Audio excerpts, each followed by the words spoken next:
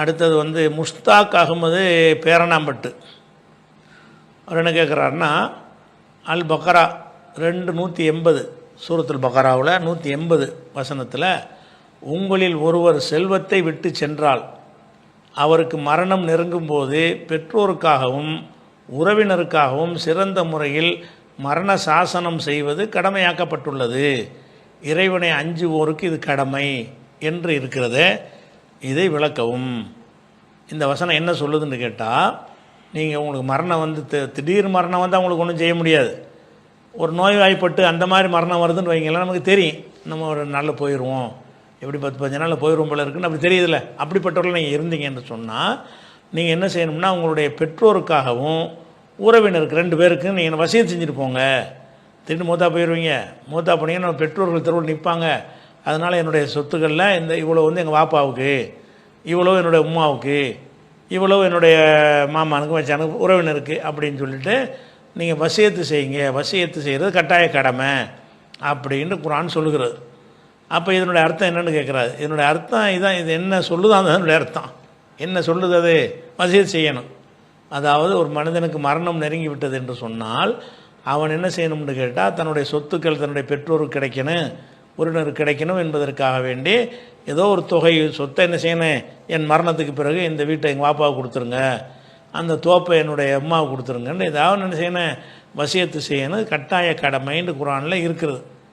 எப்படி வருதுன்னு கேட்டால், குத்திபா அலைக்கும் இதா ஹல்லர் அஹதக்குமுல் மௌத், உங்களில் ஒருவருக்கு மரணம் நெருங்கும் பொழுது இன் தரக்க ஹைரன் செல்வத்தை விட்டு செல்வாரையானால் அல் வசியத்தில் வாலிதைனி, பெற்றோருக்காக வசியத்து செய்வதும் உல் அக்ரபீன உறவினருக்காக வசியத்து செய்வதும் குத்திப எழுதப்பட்டு விட்டது, விதியாக ஆக்கப்பட்டு விட்டது.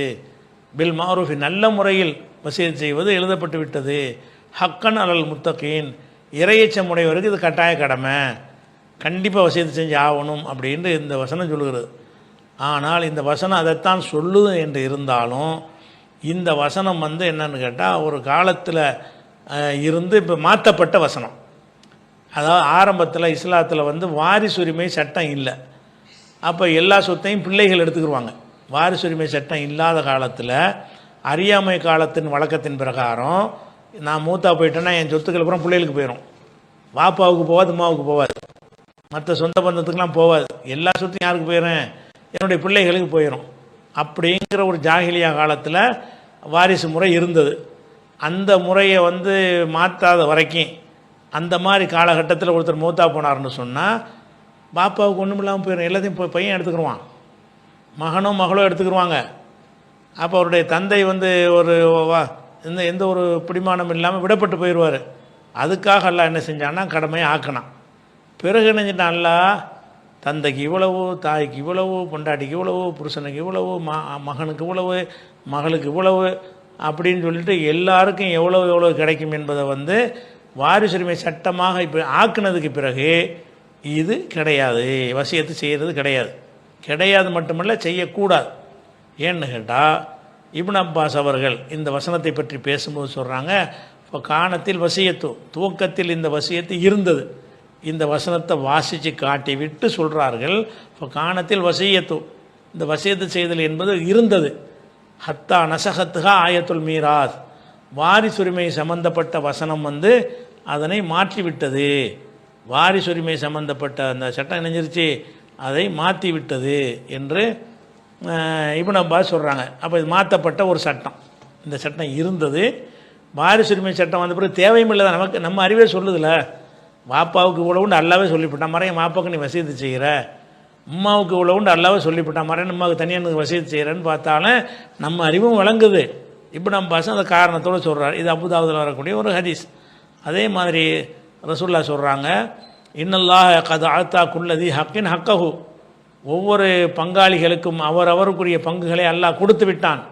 ஃபலா வசியத்தில் வாரிசின், வாரிசுகளுக்கு வசியத் செய்யக்கூடாது.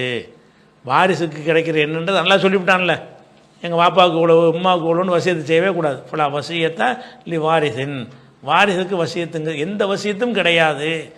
இது அபூதாவுதில் வரக்கூடிய ஒரு ஹதீஸ். அதனால் வாப்பா அம்மாக்கெல்லாம் இப்போதைக்கு வசியத்து செய்யக்கூடாது. நீங்கள் ஒன்றும் சொல்லலாம் மூத்தா போனாலே வாப்பாவுக்கு உள்ள பங்கு கிடைச்சிரும்.